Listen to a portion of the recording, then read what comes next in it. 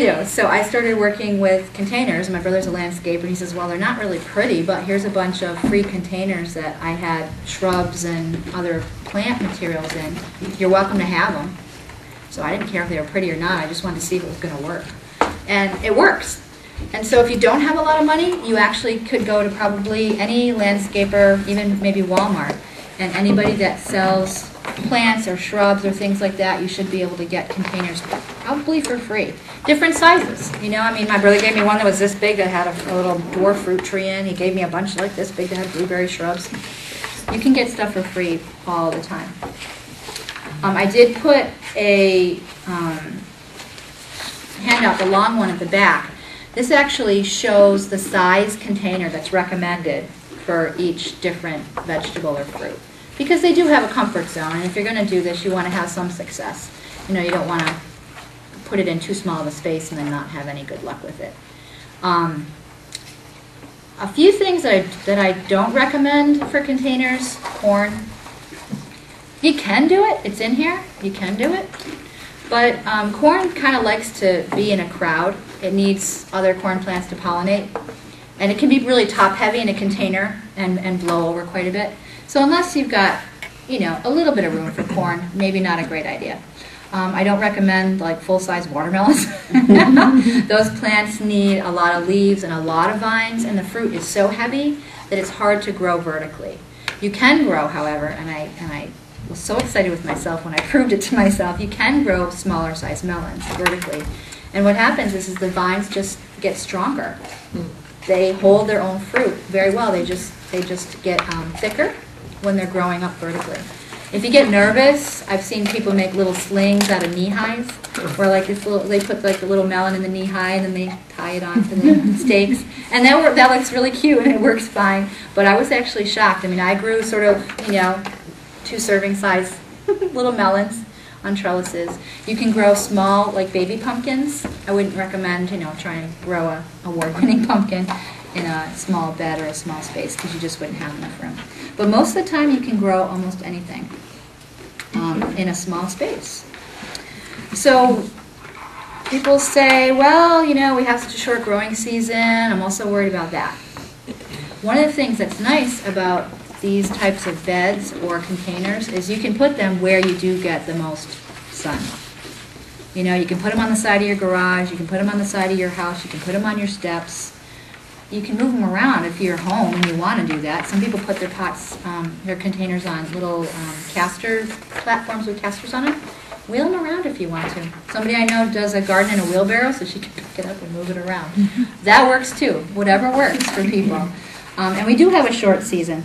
But there's a lot of stuff that likes the cold weather that we can grow here. So things, like I said, that were in my garden right now are different kinds of lettuces. You could grow spinach, kale, chard, any kind of Asian greens, any kind of peas. Fava beans, which I don't know if they're as popular with some people as they are in Europe. Radishes, collard greens, and beets. All that kind of stuff can go in the ground right now. And if you plant it right, you can also plant a second crop of that stuff late summer into fall. They hate the hot summer weather, but they like it when it starts to change over and get cooler. So you can actually plant, even in the same space, 2 crops. Even if you planted nothing in the middle during the summer, you could actually get 2 crops of cold weather vegetables around here, which is pretty amazing.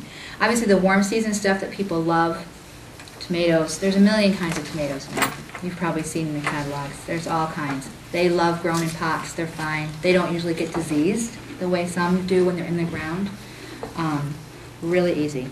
Squash, they make the kind that, both summer squash and winter squash that you can grow right in a container. It's a compact variety, so feel free to do that. Eggplants, cucumbers, peppers, all those heat lovers. You can start after Memorial Day. You've got all summer to grow them. Not a problem. You can harvest all that kind of stuff. So people want to know, like, all right, well, what do I need to do? What do I need to do? Depends on if you want to do a square foot one or if you want to do a container one. Like I said, you can get cheap containers from a lot of places. People even use like buckets from Dunkin' Donuts, frosting or whatever it is that they have, 5-gallon buckets, as long as you drill holes. You can use almost anything as a container if you're going to choose containers. This is a book I highly recommend. these two women are like double trouble. They're really funny. They're friends, and they are just so enthusiastic about growing food in containers, and they're really actually like artists, I have to say, because they know how to make a container attractive as well as productive. So they have all kinds of ideas of how to make a mixed container with a tomato plant and this flower and this herb and this thing that drapes down and this thing that's vertical. So it's really neat. If you want to just do 1 or 2 pots and you'd like them to be pretty because you're still not sure, this is a great book to take a peek at. One of these women actually owns a seed company. So she is particularly interested in marketing seeds that can grow in small spaces. So she's really good. Some of you might have seen this lasagna gardening for small spaces. Has anybody heard about this? Kids think this one's funny. I use this one a lot in the schools. Things like making lasagna or making cakes with layers, things like that kids can relate to. Making a pizza layer, sandwiches, anything like that they can relate to.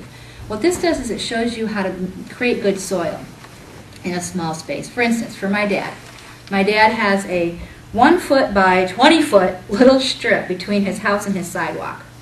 We converted it into a garden. So he has more squash, tomatoes, pole beans, chard, green onions, eggplant, and peppers than he can actually manage to eat, because he doesn't like to pull out the little extra plants. He just lets them all grow. But it's only a foot wide. It's a foot wide. And it just runs the length of his house. And what we did was we went ahead and we created good soil using this little lasagna method, which is her name for how do you build layers that will be good and healthy for growing food. So you don't need much. I mean, you might have something on the side of your driveway. You might have a little strip near your front step. You don't need a lot. Once you start doing this kind of thing, it's kind of addictive. All of a sudden, like everywhere you go, you start seeing places that you could be growing stuff. So I do caution you, it does get addictive. Let me pass that around. You don't need a lot, so you don't need a lot of space. You may or may not need containers, depending on what your property looks like. What do you put in them? What do you put in the soil? You can't just use topsoil from your yard. You can't just dig it up because it's too heavy. It doesn't really drain well. Okay, so the plants will not thrive. So what you want to do is you want to mix. I usually use just about 1/3 each. I use 1/3 topsoil, 1/3 peat moss, and then 1/3 either compost or manure, whatever I have. Not fresh manure, like manure that's been composted for a while. So somebody you know has got a horse or a cow or rabbits. My neighbor had rabbits. We used rabbit manure for a couple of years. Anything like that.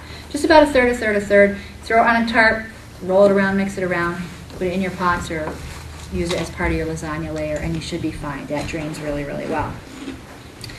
A lot of these books have other ideas for things that you might have on hand. You can add to your soil to help enrich it. We get coffee grounds from Brouhaha. They don't want to, they don't want to have to pay somebody to get rid of all the coffee grounds that they go through. We give them a bucket, they put it in there, once a week you pick it up.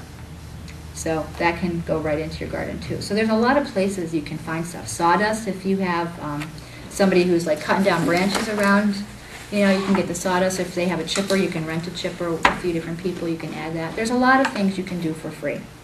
But a simple soil mix, 1/3, 1/3, 1/3, like I said, that'll do you fine.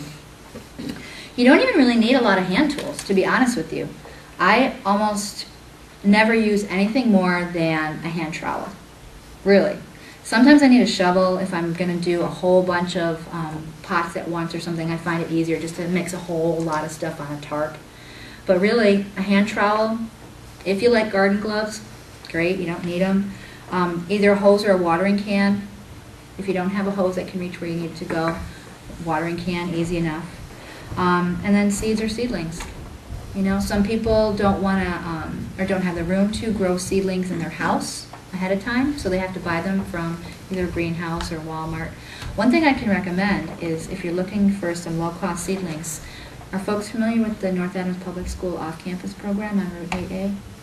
They have 6 packs of seedlings for like $1.50. Very, very low cost, which is great. It's and they have different vegetables, they have flowers, they have herbs. So it's a great way to support the youth in the school system who are learning some skills that they'll be able to use after they graduate. Yeah, they're learning some great skills, but it's a really low-cost way to try something like this out where you don't have to invest a lot of money.